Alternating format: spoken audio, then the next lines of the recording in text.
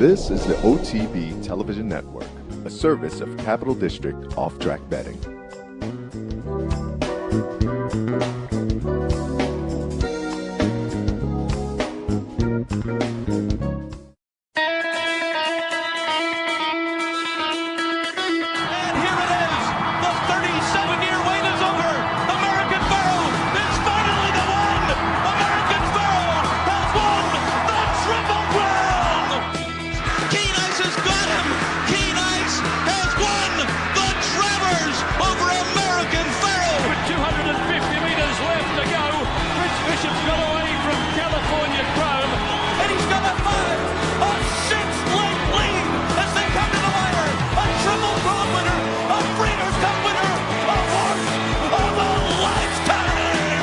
Broadcasting live from the Capital OTB studios, this is Racing Across America with Seth Merrow.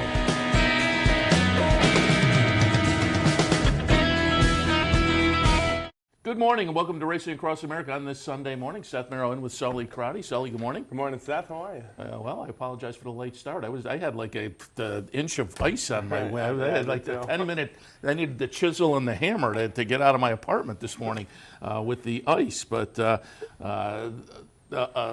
otherwise made it in, and looking forward to a big show this morning, doing some handicapping and also doing some recapping of really, really nice stakes action yesterday, both at Oaklawn and Keeneland. We'll also go to the other side of the planet, as it were, and watch Winks win. Just keeps the win streak going down under. We'll have that a little bit later on, but top of the show, we're going to concentrate on a little Oaklawn. We had him last week from Santa Anita, this week doing the radio show from Arkansas. Our friend Steve Bick, Sirius and XM's At the Races, was at Oaklawn yesterday, and I thought we'd get a little first-hand account. Good morning, Steve. Good morning, Seth. Good morning, Sal. Good morning. Before we get into the races specifically, I'll always like to do just a little overview. I think I heard Nancy Holthus say, about 63,000 people yesterday? What was Arkansas Derby Day and closing day at Oaklawn like yesterday? It's always, I've only been there twice, but it's always the same. It's a big crowd to start the day, and then it just keeps building and building and building. They use about half of their infield, and there was, I would say the infield actually was a little fuller, and they had some more tent party activity that was being hosted than I think they have in the past. But as for the rest of the building, it's amazing to me. I don't know where they put them because you're able to move around pretty well. One of the things that they do is they bring the horses into the paddock, the indoor paddock, and then they basically send them out pretty quickly. So people don't clog up the paddock the way you might expect, and that could be a log jam. I got around, I would say, even better yesterday than 2 years ago when it seemed like you had a little trouble kind of moving around. But I also spent part of the day in the infield, which was fun, and part of the day up in the carousel dining room. Duke Matisse was in tow with Kimberly and with Lucky and the family. Duke's wife is from Arkansas, and so the family got together. So it was great to see Duke and company, and it's just such a tremendous place.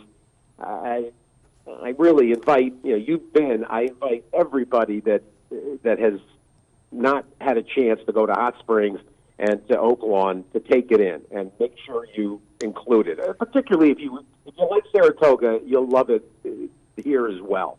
The Spa City, the other Spa City, as they say. And I found all kinds of things. I'm kind of fascinated by Hot Springs overall, and I've explored in the afternoons, Wednesday and Thursday, before concentrating on the racing on Friday and Saturday. But it's a wonderful place. The fans and the horse players and the stakeholders that are involved they're all in when it comes to being gracious and welcoming and friendly. It's a special place. Yeah, I've been once, really enjoyed it, and it is very Saratoga-ish. The city, it's kind of right in the neighborhood, and there are people parking on their lawns and whatnot. You said you were in the infield. I'm always curious, how's the transition for people? How do they get back and forth to the infield? There's a tunnel that is from the grandstand, and that's a little awkward. There's an end run you can do on the first turn behind the receiving dock. You kind of go down and you walk up. It's a little bit longer, but there's no traffic. So I went that way twice, and that was pretty good. The other tunnel, I think, is a little bit more of a log jam, frankly. People going back and forth to the grandstand, but it's not terribly difficult, but it's also not like Churchill in terms of having, and Baltimore, frankly. Pimlico's got a couple of very actually three really easy ways to get back and forth. So it's it's a small older facility. They keep it great, and there's certainly a lot of speculation going on after Wednesday's announcement by Louis Sella, the shifting of their schedule, pushing a couple of weeks later the start, and then running all the way until Derby Day, Kentucky Derby Day, adding basically 3 calendar weeks. They're going to run the same number of dates, but there's a lot of speculation that this is the first salvo toward them potentially installing a turf course. And it makes a lot of sense from a business standpoint. The weather's just getting nice at this time in Hot Springs, and why not take advantage of a real spring? So the apple trees and the dogwoods, and they're just starting to flower. So I think these extra 3 weeks that they're going to run is going to be a big boon. And think about the handle that they do.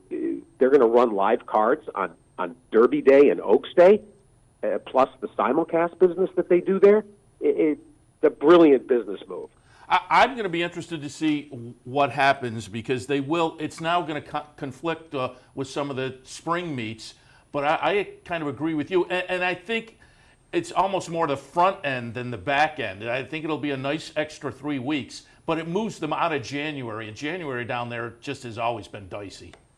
Exactly. The track has a tendency to freeze. They usually lose a couple of days at that time.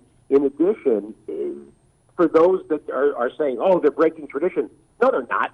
They used to start the meet in February. Yeah. This is not some revolutionary concept. They're going later on the calendar, but they used to start in February in the 90s. So that's not a revelation either.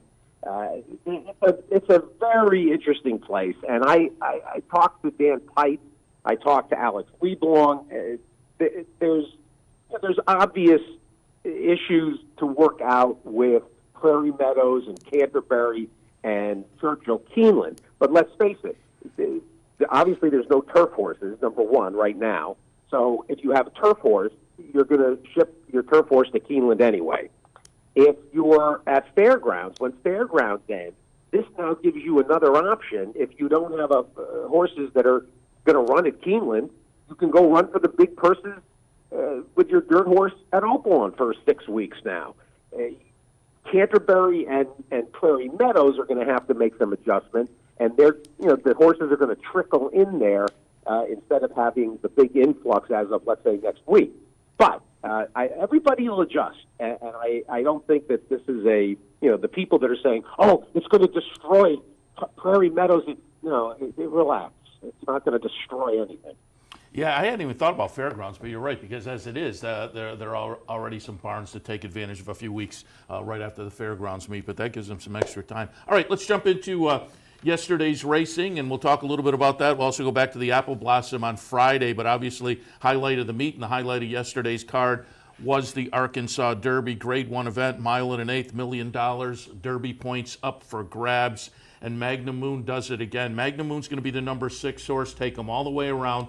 Quip, the Tampa Bay Derby winner, will run second most of the way around. Quip is the number 8 horse. Solomini winds up closing to finish third. And Combatant, the horse that I've liked throughout the series, I kind of have to jump off the wagon now. I think I was still on yesterday just because I was kind of married to the horse. But Combatant gets up to be 4th in here. He's the number 9 horse. But Magnum Moon for Todd Pletcher, now 4 for 4 under Luis Saez, does it on the front end. Your impressions yesterday, the Arkansas Derby?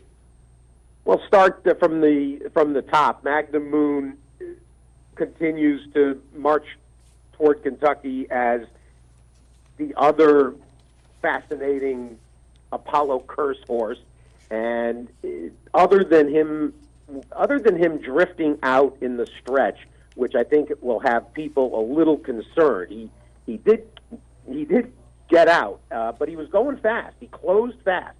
And part of the storyline in this race is the slow pace. I mean, this was a dawdling pace, frankly, and that enabled Magnum, Moon, and Quip, basically to control things. So Lamini, I think now if Flavian Pratt had it to do over again, he might have gotten a little closer earlier. But don't forget, they only needed to hit the board or be fourth to get 10 or 20 or whatever points they got. Solimini is going to be not a forgotten horse, but he's going to be kind of a shunted horse. He is a classic Derby grinder, the kind of horse that's going to go 24 and change.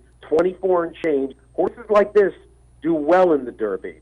And if you like Solimini, you're going to get him third off the layoff, and I would not be dismissive of him. He ran fine. And for the same reason, Combatant, I kind of switched allegiance to Dream Baby Dream as a real deep closer that finishes, because my concern with Combatant is that he isn't really a 9 furlong, 10 furlong horse. He keeps flattening out. However, he ran quite respectably considering how slow the pace was. Look at the chart. He was the only horse to make up any real significant ground into the slow pace. Dream Baby Dream was another 3 lengths back. He was trying to rally, but he was a little punchless. So Combatant, who is sitting 21st right now, he'd be the first horse into the Derby field if anybody else demurs or gets hurt. Yesterday, of course, you had Runaway Ghost end up having to declare. He's got a shin injury, and so that kept Firenze Fire, who was going to be pushed out by My Boy Jack and some of the other point jockeying. So Combatant is sitting on the outside right now, and chances are somebody else will go wrong, or there'll be an issue between now and entry day. So don't be surprised if Combatant does get in. Meanwhile, Magnum Moon, that was a very nice way to head to Kentucky. He finished fast, and horses always seem to finish quick at Oaklawn heading into Derby. And if you like them going in, there's no reason to not like him, heading to Kentucky. I prefer. I mean, of these types, I prefer Justify to him. But this was a good effort. Quip was fine. I'm not a huge fan, but this was a good accounting. The horses that you figured to be significant and impacted pretty much did. I mean, I guess the only other horse, Tenfold, some people bet him a little. He was a little under 10-1, but pretty much what you expected in this Arkansas Derby you got. I will say, after the race, Nancy Holthus interviewed Luis Saez, and Saez said the horse was kind of reacting to the marks on the track from the starting gate. But I watched the stretch run about 5 times, and I don't even see any marks. No, that's nonsense. The length of the stretch, for 350 yards, he was reacting. No, I don't buy it. Yeah, I was not buying that either. But that was a good thinking on your feet excuse. Yeah, so we'll see how it all works out. But again, it also adds to really a Todd Pletcher juggernaut heading to the Kentucky Derby. That'll be a story this year as well. All right, let's go to a race earlier on the card, the Oaklawn Handicap. Boy, this was a really nice field of handicap runners in here. Accelerate and City of Light came in from Southern California and were clearly contenders. Inside Straight refused to break. Inside Straight, the 8-horse, just never got in the race. That's notable because he won the race last year for Robertino Diodoro. Huacum was coming off the win in the Razorback. Sonneteer had tossed in a dud in the Razorback but had won the 5th season. Hedge Fund was in there for Todd Pletcher, coming off a win in the Essex. And Hedge Fund was kind of in the mix a little bit early and then faded badly. With Inside Straight not starting, I'm not going to count that, but Hedge Fund of the horses that got out of the gate, winds up 10th in the field of 11 there. So that was a little bit of a disappointment. But the Southern California Shippers ran very well. Accelerate kind of made the first move, the number 10 horse, but on the outside is City of Light, who then swings by Accelerate and kind of got the jump on that one. But boy, Accelerate makes it a dogfight down to the wire. But City of Light now, this was career start number 7 only for this 4-year-old. 4 wins in 3 seconds now. Won the Malibu last year at the end of his 3-year-old season. Came back in the Triple Bend last time at 7 furlongs. First time around 2 turns yesterday. Pretty impressive for Mike McCarthy, the trainer. I mean, I think he has an interesting player and a lot of options. He mentioned the Met Mile yesterday, but a lot of options going forward with City of Light. Well, this is a tremendous performance. He was wide every step, and Accelerate had, I thought, the perfect position. But you could see when Drayden Van Dyke cruised up and was just poised, and off the turn, Accelerate, and Victor's asking him, and Drayden Van Dyke hadn't even leaned forward. I mean, it was super impressive, and I was a little.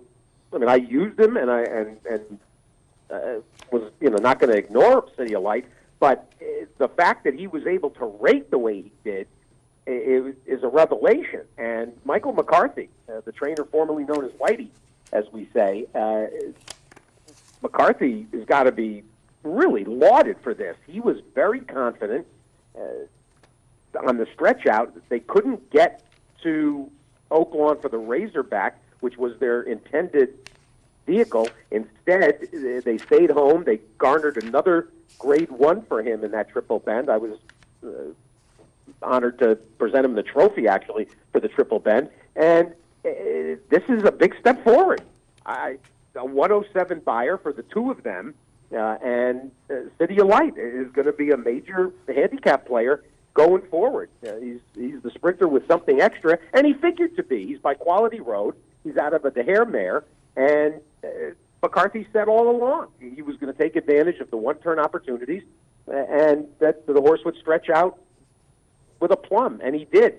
Untrapped, I thought, was getting a great trip, and for a while I thought that the 8-1 was going to be a big boost along, particularly in the multi in the pick 4, but he really had no excuse and was left in the wake. Everybody was left in the wake of these two, and West Coast horses, they go wherever they go. They travel well and win, and we'll be really eager to see City of Light if he's going to come in the Met. The Met is certainly starting to fill up with interesting players, Mind Your Biscuits and so forth. It's going to be a very, very good part of obviously of the Belmont Racing Festival. But this was an impressive performance. And speaking of the figure, I said 107 buyer. It's noted that 98 buyer for Magnum Moon, and that should be addressed for a second, Seth. There's basically a 9-length difference in time between these two races, and of course they were run a half hour apart. And on the buyer scale, 9 lengths would be about 13 or 14 points. So on a raw basis, Magnum Moon probably ran like a 92 or 93. And Randy Moss in this case, Randy makes the numbers for Oaklawn, his home track, and they basically agreed to kind of uptick Magnum Moon's figure because of the slow pace. So Magnum Moon got a 98, but that is a pace-adjusted figure. And these are easy numbers to make when you have horses with this kind of established form running a half an hour apart. All right, let's move a little bit earlier on the card. The Northern Spur, interesting stake on the Arkansas Derby card every year. It's kind of maybe up-and-comers or some horses who have stepped into stakes company, haven't gotten it done, and are stepping back class-wise a little bit. That was the case with the winner for Brad Cox, High North. The number 6 horse gets it done here. Number 5, Ike, is on the other side of the coin, perhaps an up-and-comer for Bob Baffert. Ike runs second. Higher Power, the number 3, runs third, another lightly raced horse, but it stepped into stakes company last time in the Rebel. But High North Tried the Rebel finished 7th, was 5th in the Risen Star, 4th in the Kentucky Jockey Club, that productive 2-year-old race from last year. But again, getting a little class relief in the Northern Spur yesterday gets it done for Brad Cox. He kind of floated the Preakness out there as potentially on the radar screen for High North. Well, he was a horse that had some mojo going into the Rebel. There were a lot of people that were, and Brad Cox himself, that had expectation. And he was either overwhelmed or didn't run an A race. This thing did not score out as all that fast, but it was a very good performance. And if you look at the top of the stretch, like Baffert, stretch out, son of Painter, Ike, was the two of them were going to hook up in a nice battle. And you could see that High North and Florent Giroux had the upper hand, and he basically starts to draw off. There's a notable pedigree thing going on. This is another stake winner for Midnight Lou, who is having a spectacular year. He's got the Oaks, one of the Oaks favorites, obviously, in Midnight Bisou. There's Linda Rice's horse that had the misstep in the Gazelle, Midnight Disguise. Midnight Lou is busting out all over. There's also a sidebar to this story. The Arkansas connections yesterday, the owners that are from Arkansas and are institutions, frankly, in Arkansas, they were all over this card. Willis Horton had 2 maiden winners. This is John Ed Anthony, of course, of Prairie Bayou fame and well known. And this is that short leaf stable, kind of a reinvented version of the Anthony racing interest. You had Alex Leblanc. Of course, Alex and Joanne come to Saratoga every summer, and the Big Beast, and so many others. And who else?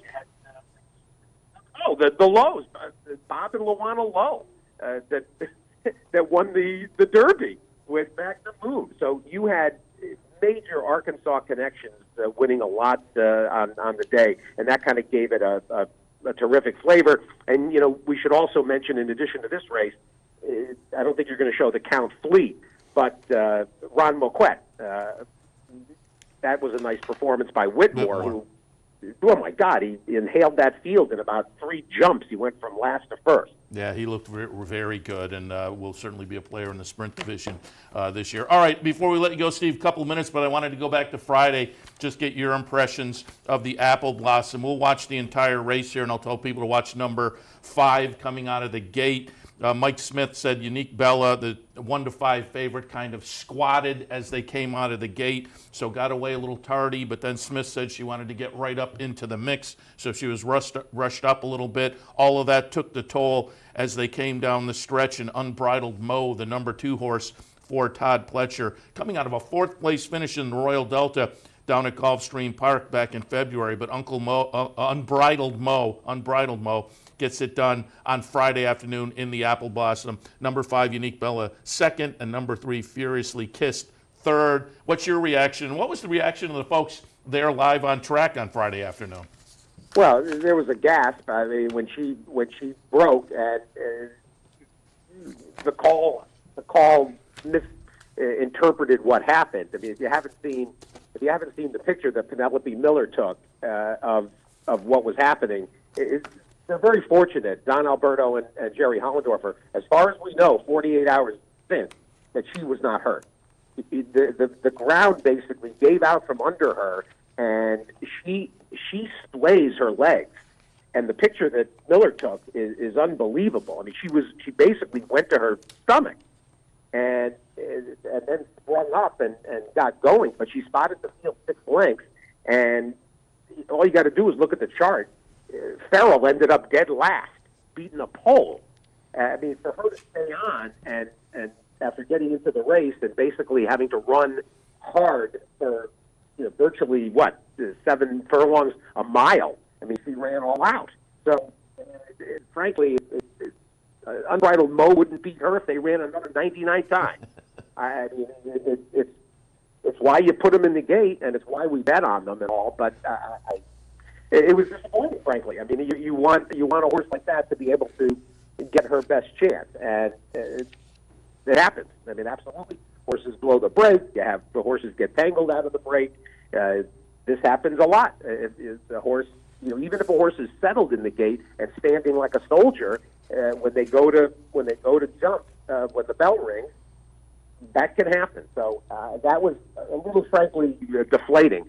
Not to take away from Unbridled Beau's win. There's a nice story here, of course. Unbridled Beau, that familiar white jacket with the red dots, that's John Brunetti's colors, and his son was on hand, and first major, not just major victory, first Grade 1 for the Brunetti family since 2003, with Sweet Return that Ron McAnally trained, who was a very good turf horse, and won the Whittingham and the Reed. He won the Hollywood Derby as a 3-year-old, but that was the Brunetti's last Grade 1 winner. So I am happy for John Brunetti and the family. I'm sure that was a heartening with their father having passed in the last 4 or 5 weeks. So I wanted to note that a nice win for them. Really nice weekend of stakes racing, obviously, to wrap up the Oaklawn meet, highlighted yesterday by the Arkansas Derby. As usual, you did a great job on the radio leading up to it, live from Oaklawn. You're in Memphis on the way home. We'll tell you to travel safe, first of all, but update us on, of course, this week ahead. I'm sure plenty of recaps. Keeneland, their big day of stakes action yesterday, and Oaklawn coming up. You're on your way home to here in upstate New York this week, but also update us on when the radio show moves to Churchill for Kentucky Derby. Well, we'll wrap up the prep season with lots of conversation and start to really zero in on this field of 20 and the potential horses that are knocking on the door, all of which are trained by Steve Asmussen in one of the strangest situations. The 21, 22, 23, and 24 horses, all Asmussen runners, Combatant, Snapper Sinclair, Rewrite, Dream Baby Dream. We'll head to Louisville on Friday after the show, and we'll start a week from tomorrow.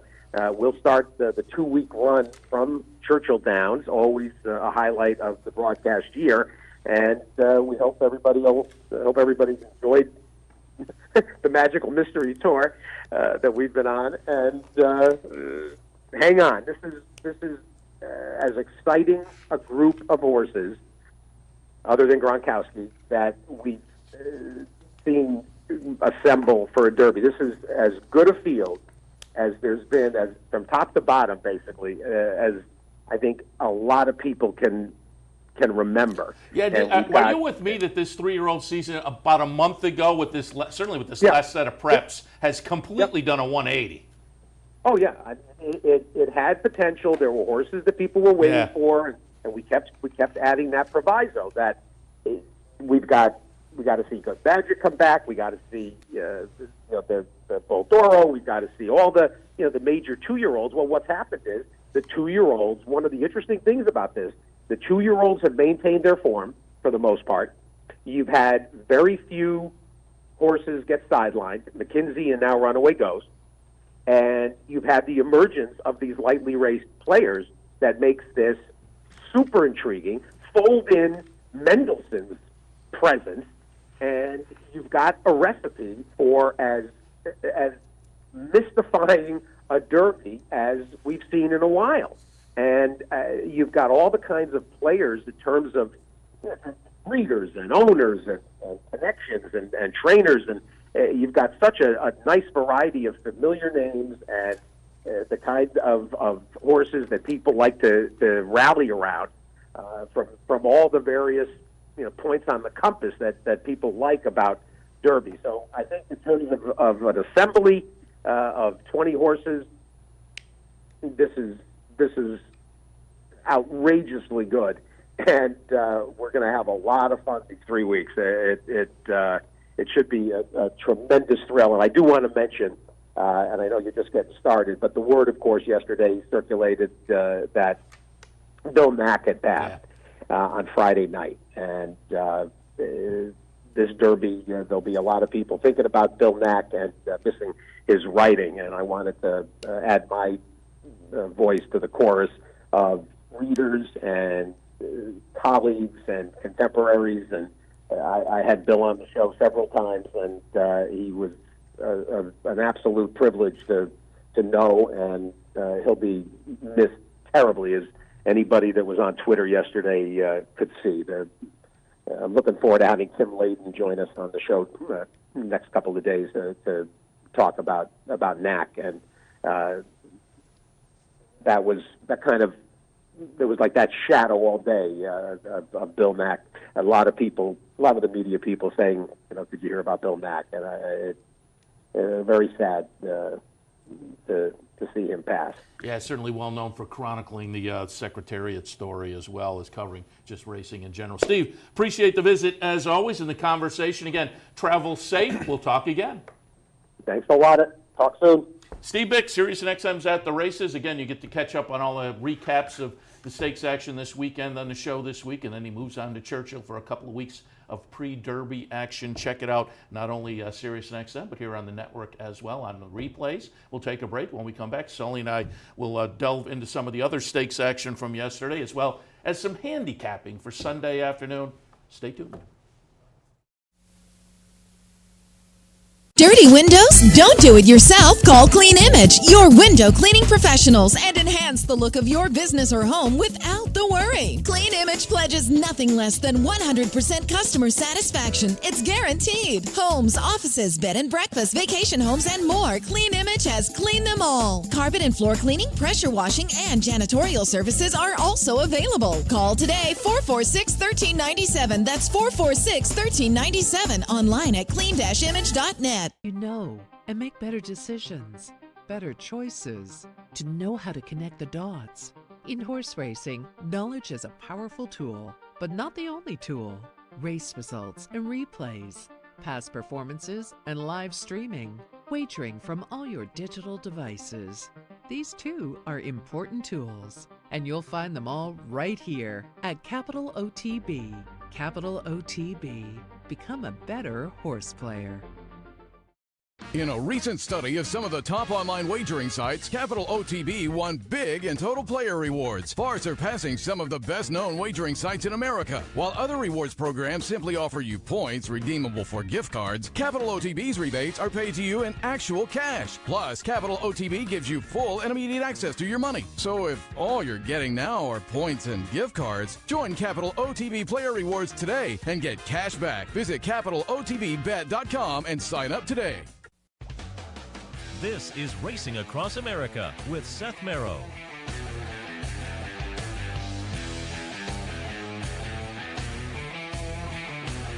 Welcome back to Racing Across America on this Sunday morning. Seth Merrow and Sully Crotty, and Sunday morning, of course, Sully means a review of stakes action. Yesterday, it was loaded. Yeah, absolutely. And to Keeneland, that might be just a little bit underlooked because of the huge day in Arkansas. So phenomenal races all day in Kentucky, and New York had a very nice racing card as well. Some big prices coming in up in New York as well. And speaking of overlooked, I always want to show our friend Winks. I love the international racing, but she's just a phenomenal story. And Winks yesterday was in the Queen Elizabeth Stakes, 1.25 miles. And this was her 25th straight victory, which ties Black Caviar. This was her 18th Group 1 victory. Phenomenal numbers. She's number 9. She will break and go to the back of the pack at 1.25 miles. So you'll be able to pick her up pretty easily. She's in blue colors, blue and white, mostly white on the jacket silks, but some blue in there, and I believe a blue cap as well. But she's in the back of the pack now. And as they cut to the pan shot, you'll see her in the back of the pack. She'll start to make a move, and as they turn into the stretch run, she'll be easy to pick out because she will swing wide and then just start kind of a devastating stretch run. And as you see here, she's at the far left of your screen. And I have to reiterate, this is 1.25 miles. Her last Grade 1 victory, which was her last race, 7.5 furlongs. The race before that was 1 mile. We go back to the end of her 2017 season, 1.25 miles, mile, 7 furlongs.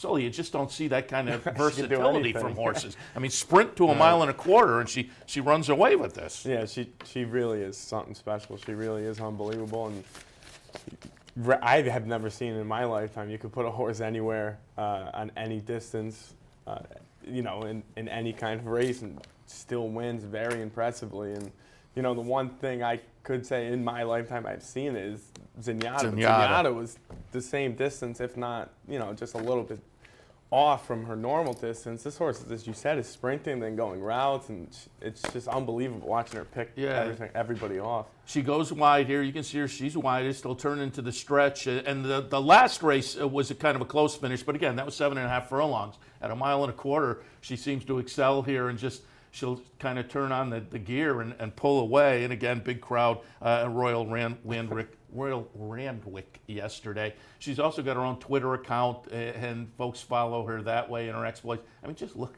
She's unbelievable. It's just incredible. Yeah. And again, this is the 25th straight. She started her career, her first 10 starts, she had 4 wins and 3 seconds.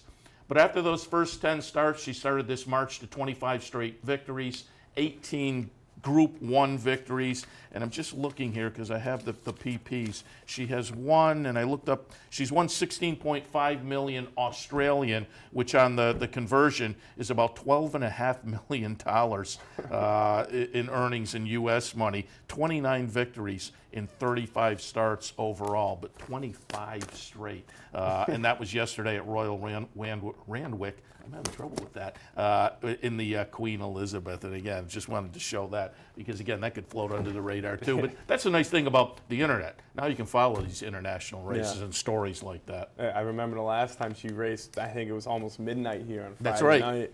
And it was trending on Twitter, and I clicked on her Twitter. She's got, I think, almost 100,000 followers. And, I obviously turned on the race. She was impressive then, and then, it really is unbelievable how big of an impact she's making, and she just stays in Australia.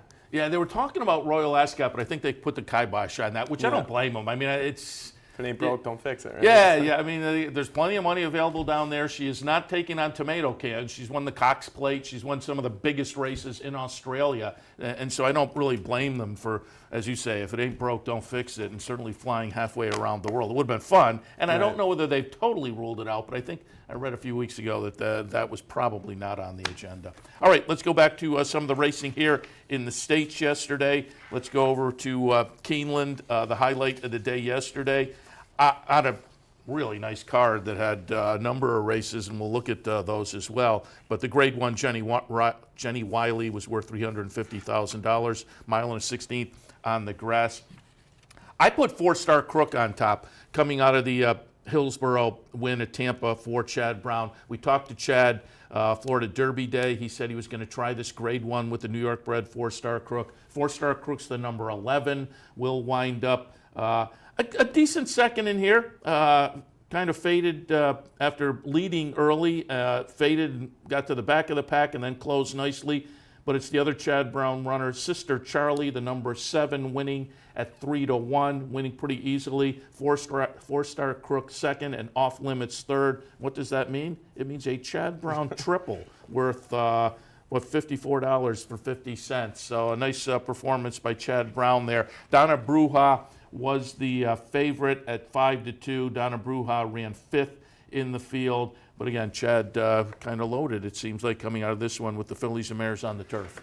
Yeah, I mean, Chad took, as you said, he took the triple there. And whenever you do that as a trainer, you're cleaning up, most of the purse money there. So that's awesome. But just the replay there showed Sister Charlie was kind of stuck on the rail and had nowhere to go till late, and then swung out and found somewhere to go. And I actually picked La Cornell there. I had 4-Star Crook right in the mix as well, and same with Sister Charlie. But when I saw Sister Charlie was closer to 4-1 than 3-1, that was a little bit of a shock. And just La Cornell, I think, was 3 for 3 at the Keeneland, on the Keeneland grass going in. So that's why I threw that horse in the mix. Ran 4th, which isn't terrible. So, but as the 1, 2, 3 for Chad. All three of them ran extremely well. Yeah, I didn't know what to do with Sister Charlie because the United States debut, the Belmont Oaks, A, was the last start and it was last July. B, it was one of those come from the clouds kind of things where things have to go your way. And as you said, they wound up going your way. Also notable that John Velasquez was on board. Man, he has had a really, really nice 2018. Yeah, it ended in 2017 really Yeah, nicely. exactly. That end of the Gulfstream meet and whatnot. All right, let's go back to the Lexington at Keeneland yesterday. Grade 3 event, couple $100,000, mile and a 16 for the 3-year-olds. And there were some Derby points up for grabs.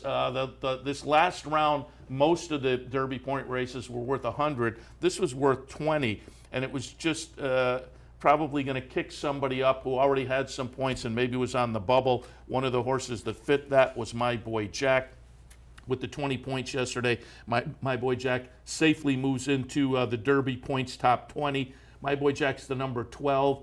Nice grind out closing move here to just get up by a chart margin of a head at 3-2. Telekinesis, a lightly raced runner for Mark Casse, winds up running second. Running third was Pony Up, number 7 for Todd Pletcher. And the number 9 horse, Gravitos, who I liked in this race and thought coming around the turn was pretty good, but number 6, Gravitos, fades. Probably, I wouldn't give up on Gravitos if you were like me. This horse hadn't been seen since winning the Springboard Mile last December. Might have needed this race because I thought going around the far turn looked in pretty good shape, just did not have the punch, in the final stretch. So Gravitos winds up, as I say, a beaten 4th, but My Boy Jack gets it done, gets into the Derby field. I'll say this, Sully. I wouldn't rule him out. If you're on My Boy Jack, I'm not going to talk you out of the horse, but it seemed a little life and death to get it done over a field of kind of at this point in the year, second stringers, I would say. I think that, let me put it this way, the waters are going to get much deeper in 4 weeks, 3 weeks. And I think they just wanted to get the horse in, and obviously the connections obviously saw this was an easier in than the loaded field in the Arkansas Derby, so all you needed was 10 or 20 points, and My Boy Jack got that. But My Boy Jack, the one thing that is a little interesting if you like the horse is there's going to be a lot of speed in the Derby. Yeah, and if it winds up wet, that's going to help him. So like I said, I wouldn't talk anybody out of the horse, but I just think from the last 2 starts, yesterday and then in the Louisiana Derby, I just don't think the horse can go that wide, and it seems the horse goes wide every trip except for that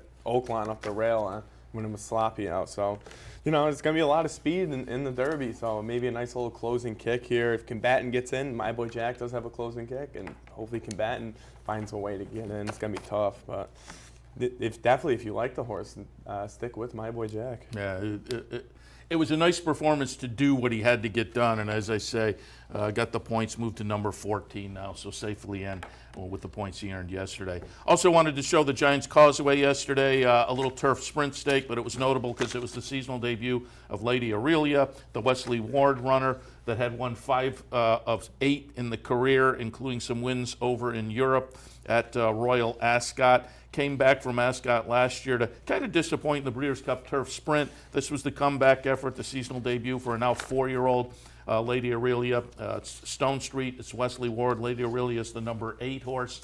Looks pretty good, but then you can kind of tell in a ding-dong battle there with number 3 Mortician. You can tell right about here that number 4 Triple Chelsea is going to go by. Triple Chelsea at 8-1. That was a pretty good price. It was a 6-1 morning line. But this is a horse that for Joe Sharp in this subdivision of the females sprinting on the turf probably has a nice future ahead this year off of a pretty solid fairground season, sprinting on the turf in some stakes, and a win over Lady Aurelia. But again, it was her seasonal debut, so maybe a little bit of an excuse there. But a nice performance by Triple Chelsea and Adam Beskitsa. The kid who had he was down at the fairgrounds this season, right? And had the pretty nice meet down there. Certainly came in from Delta. He Yeah. had a huge impact at fairgrounds, and now he's doing it at Keeneland. So that kid can definitely ride. There's a lot of young, impressive riders, and he's definitely one of them. Yeah, it kind of came to the forefront again down at that fairgrounds meet. So he'll be interesting to watch going forward. All right, let's go back to the Ben Ali on the Keeneland card yesterday. for the handicap runners. Grade 3 event, couple 100,000, Milan in 8th, and the Ben Ali. I put Chip Leader on top. I thought Chip Leader would be the speed, and Chip Leader, in fact, was the speed. Just couldn't hold off our Rated R Superstar late. The disappointment for me, I put Rafting underneath. Rafting's the number 2 horse, who you see kind of right in the mix in the second tier there. But boy, fades badly late. They had a nice little start to the season I thought set Rafting up well. Graham Motion started down at Tampa. I thought Rafting would kind of wind up to be a player in this handicap division. It still may.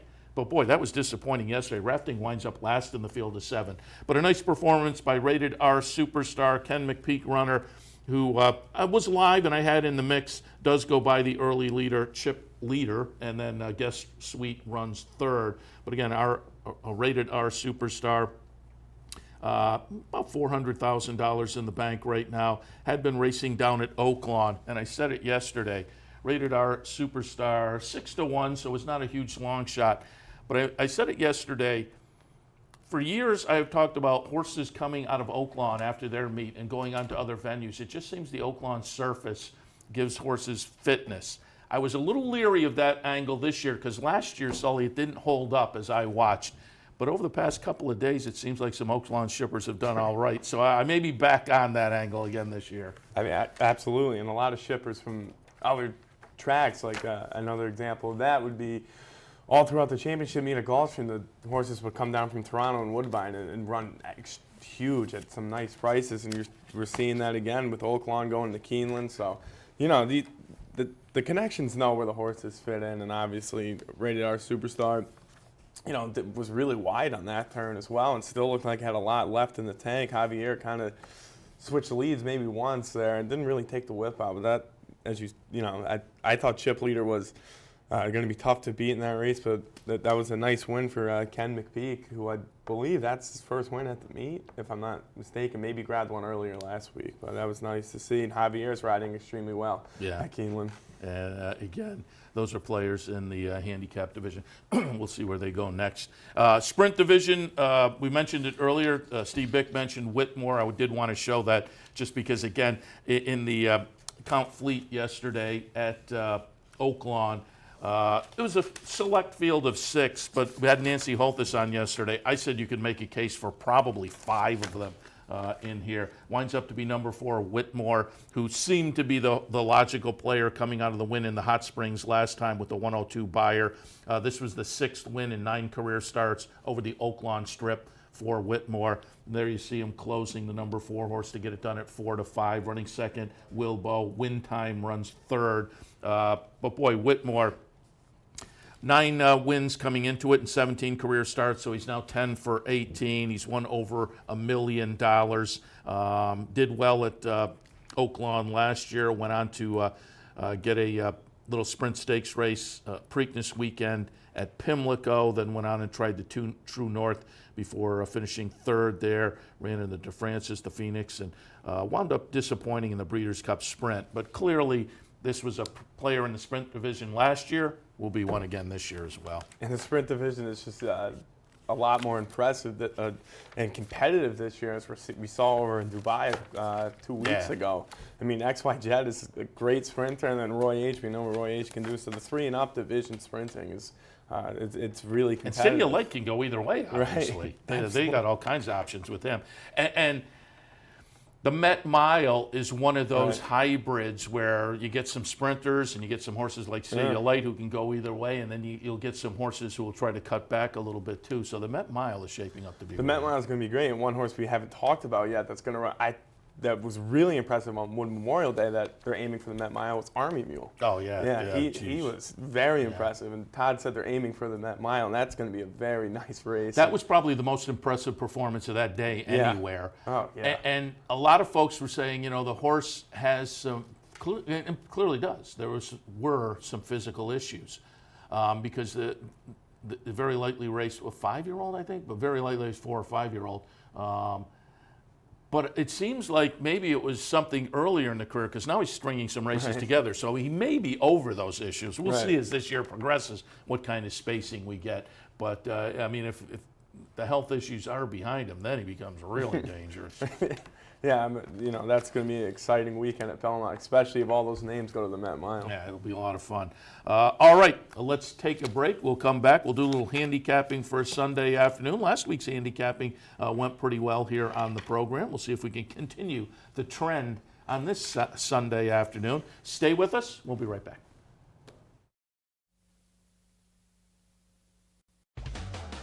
This is Racing Across America with Seth Merrow.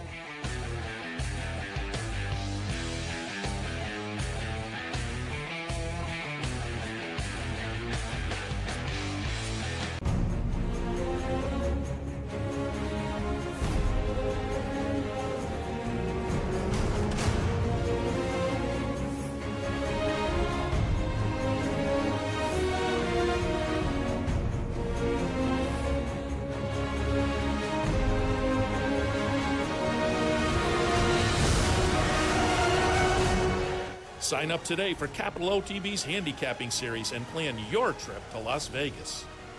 In a recent study of some of the top online wagering sites, Capital OTB won big in total player rewards, far surpassing some of the best-known wagering sites in America. While other rewards programs simply offer you points redeemable for gift cards, Capital OTB's rebates are paid to you in actual cash. Plus, Capital OTB gives you full and immediate access to your money. So if all you're getting now are points and gift cards, join Capital OTB Player Rewards today and get cash back. Visit CapitalOTBBet.com and sign up today.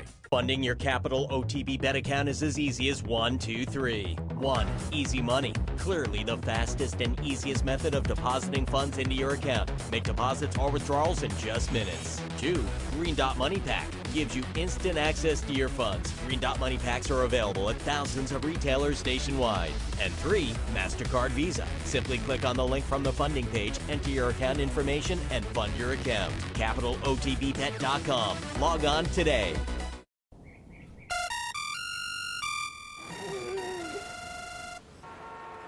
Come on. I want sales reports on my desk by Monday. Whoops. My bad. Love racing? RTN brings you every live simulcast on your home television, plus live video streaming and race replays on your PC and mobile devices. To order, visit rtn.tv. RTN, a breed apart. Welcome back to the Sunday edition of Racing Across America. We really appreciate your joining us on this Sunday morning. Seth Merrow and Sully Crotty. And Sully, before we get to the handicapping, I want to go back to last weekend. Just tip my cap. You and Mike did a great job.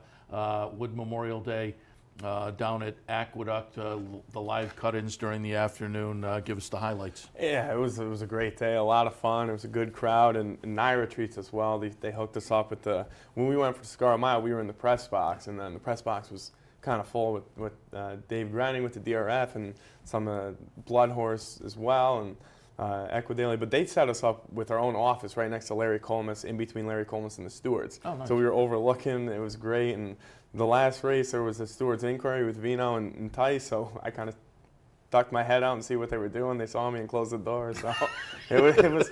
But Naira really, they were great, and they really hooked us up. So. Great day down there, and obviously thank you to them. So can't wait to go down to Belmont. It's going to be great, and so it was an awesome day. As I say, you guys did a great job, and also great job yesterday on the one sheet. You had a couple of nice double-digit winners looking at Keeneland. So we're going to take a look at some Keeneland races. I have some Aqueduct races, but we'll see, as I say, if we can hand out some interesting thoughts for this Sunday afternoon. We'll start things out with you taking a look at Keeneland's sixth race today. It's a $50,000 claimer for 3-year-old fillies going 7 furlongs. Your thoughts in race 6 at Keeneland? Yeah, it's a tough leg to kick off the late pick 4 here. I went 1, 8, 2, and 5. I think you could go deep here. If you want to throw Mo Flash to 6 in the mix, I think that's not a bad play either. But number 1 is Line Drive, 3-1. You're probably going to get that good price. Doug O'Neill trains this horse. He's still looking for a win at the competitive Keeneland meet. But you get Louis Saez coming back from back into town from Arkansas yesterday. Just the last 3 starts, I thought the horse could not have ran better, especially 4 back, winning by 17 lengths, and then lost by a nose at Santa Anita, went up to the allowance level, came in 3rd that day. So fits back in nicely here at this claiming 50 level. If it runs anything like it did the last 3 or 4 starts, I think it's going to be tough to beat this horse with a lot of speed. And number 8, that's Chrissy's Manicure, 7-2. Joel Rosario up. Joel does phenomenal at the Keeneland Spring Meet.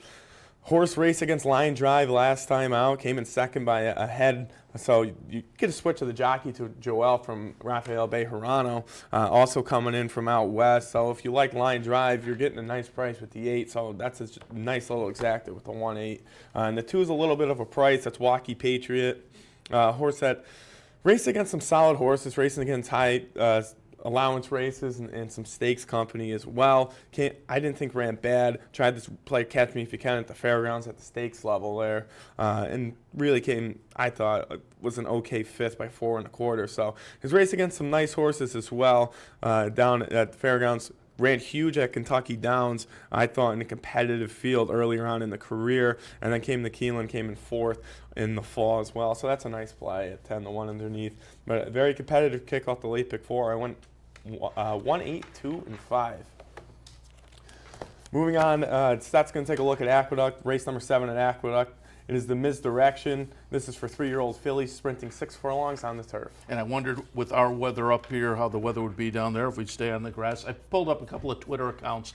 Serling and Dave Grenning at the Racing Forum, no mention of any surface change at this point, but keep your eyes on that as the day progresses. This one's scheduled for the turf, obviously, turf sprint in the Misdirection. I have a 10, 1, 5, and 6. March Express. This is the horse that twice up at Saratoga last year. The career debut, I like the horse at 5-1 for Todd Pletcher, and I was doing the evening program with Channel 10. As we do during the meet, sit in with them during the 6 o'clock news and give some thoughts on the next day's racing. And this horse was going off while we were there. We were kind of in a commercial break, and it took off. And I was saying to the people, we were on the Channel 10 stand, which is right by the finish line. And I said, "Oh, I'm done." And the horse was just back of the pack, back of the pack, back of the pack. And then Jetpack. In the stretch, this horse came literally like a rocket and won the race at 5-1 in the career debut for Todd Pletcher. Followed up in the Bolton Landing with a similar late move. Hasn't been quite as impressive in the 3 starts since, but I'm going to stick with March Express and think the return to New York. Jose Ortiz back on board today for Todd Pletcher. March Express on top for me. Nootka Sound for Wesley Ward. Nice win on the in the seasonal debut in January. Hadn't been seen since Ascot last June, but the comeback down at Gulfstream was pretty good. Clearly will be a solid contender in here. And then Golden Days in the 3rd spot for Brad Cox. Couple of nice turf sprints to start the career. Now jumps into a little bit deeper waters in this stakes race, but I think it's going to fit nicely with this company at a 5-1 morning line price. 15-1 Mentality for Wesley Ward, I think, is one you don't overlook. A little bit of a layup, but it is Wesley Ward with the turf sprinter. And again, watch the odds, but if we get that 15-1 on Mentality, again, becomes intriguing. In race number 7, the Misdirection at Aqueduct this afternoon. 10, 1, 5, and 6. 7th race at Keeneland. Sully will take a look at this allowance non-winners of one other than scheduled on the grass at 1 mile. Again, this is race 7 at Keeneland this afternoon. Yeah, this is a really nice betting race. A lot of value here as well. So I went 1, 11, 5, and 4 here. Number 1, you're getting a nice price at 6-1. This horse does have a nice closing kick, and we saw the closings.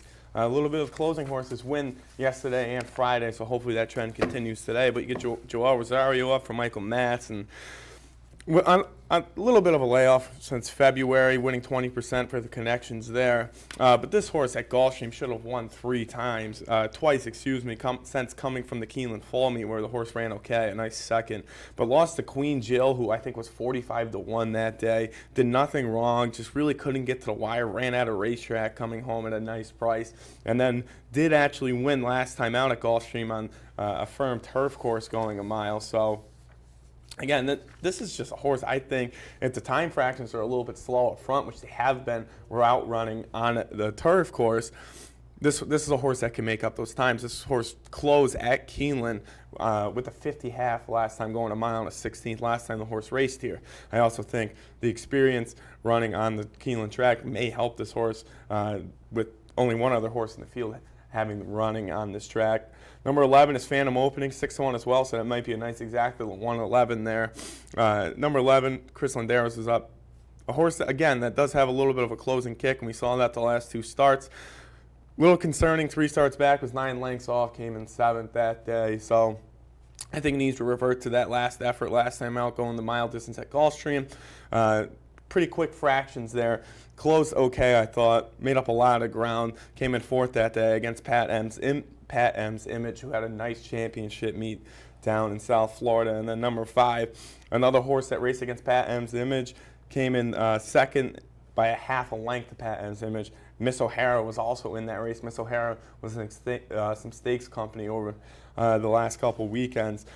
A horse that I think for the $100,000 purchase, if it shows a little bit of running room on the pace like the horse did 2 starts back at Gulfstream, creating its own fraction, could be very dangerous with Julian Leparoux up, and he's phenomenal running route races at the Keeneland meet. So very nice betting race, race number 7, a nice allowance race. I went 111, 5, and 4.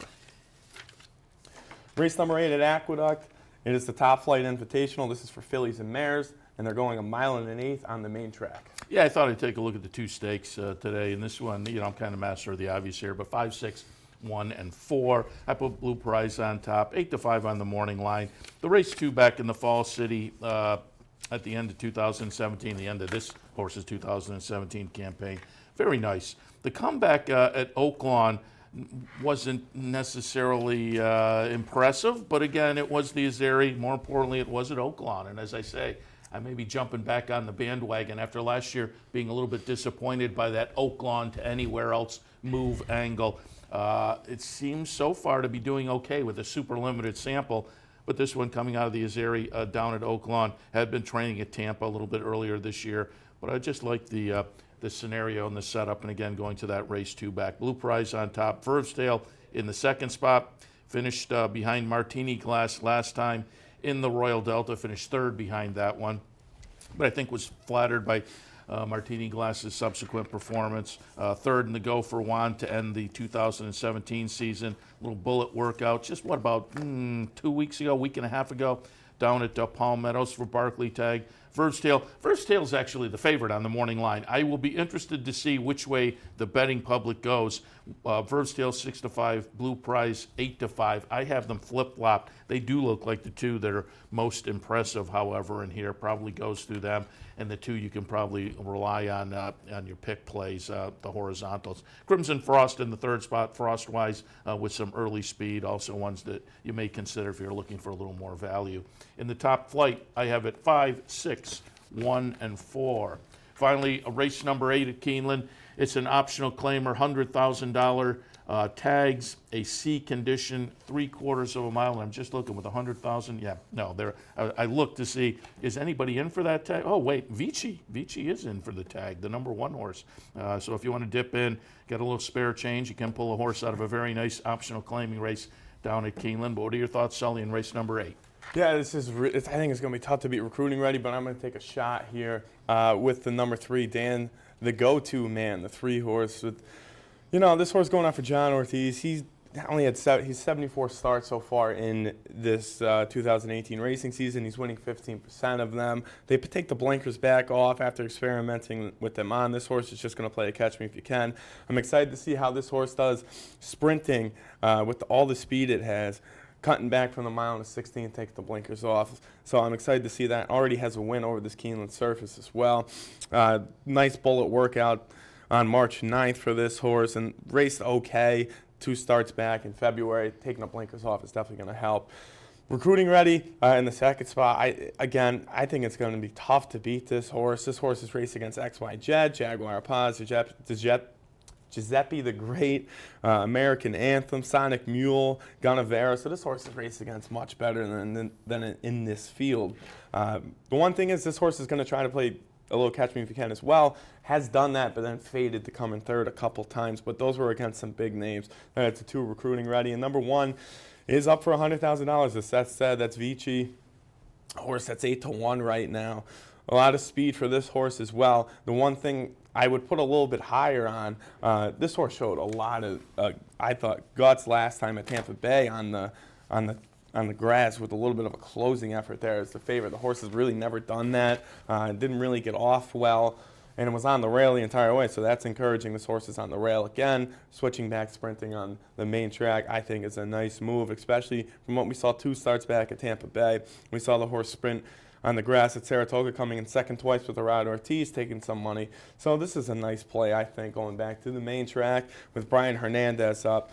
I think they're going to let 2 and 3 go, because we know this horse can make up with a little bit of a closing kick. So in the 8th at Keeneland, I went 3, 1, 2, and 4. Don't forget, you can always go to the CapitalOTB.com website, pull up the handicapper support sheet with the selections on racing days of the various tracks. Keep that in mind, CapitalOTB.com. Also, keep in mind, coming up on Thursday, Fan Appreciation Day at the Boulevard Bowl. If you're a patron at that branch, we would love to see you there so we can say thank you to you for your patronage. Again, that's coming up this Thursday, April 19th. Kicks off at about 1 o'clock. There are always contests and free PPs and food and beverage. Should be a lot of fun. Boulevard Bowl, Thursday, April 19th, kicking off at 1. Friday, the 20th.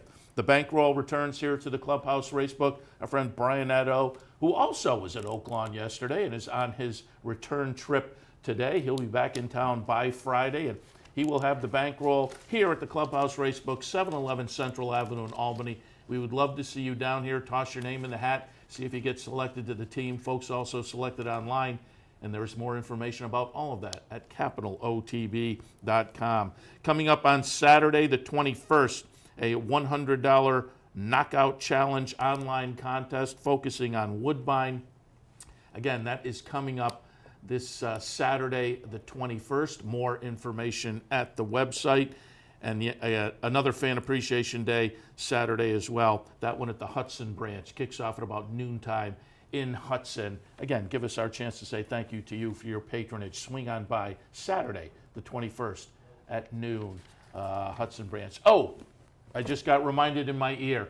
Do want to remind you, if you had signed up for the Road to Vegas handicapping contest, due to technical difficulties, it was postponed from yesterday until today. They put a few more bucks, I think 250 more into the pot for any inconvenience. And if you are unavailable to do it today and you had already signed up and put your entry money in, they will refund if you can't change from yesterday until today. Again, we apologize for the difficulties, but we have moved yesterday's contest to this afternoon. Keep it in mind if you signed up. Same tracks are the Focus, Aqueduct, and Keeneland. So again, Road to Vegas contest this afternoon for postponed from yesterday. All right, Sully, going to wrap things up. Good luck this afternoon. Absolutely, you too.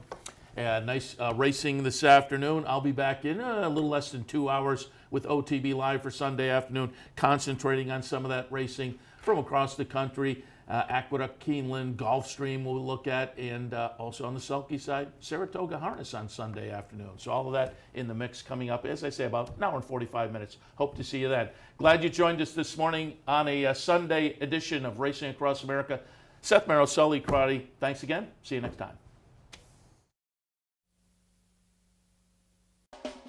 You're watching OTB TV, a service of Capital Off Track Betting.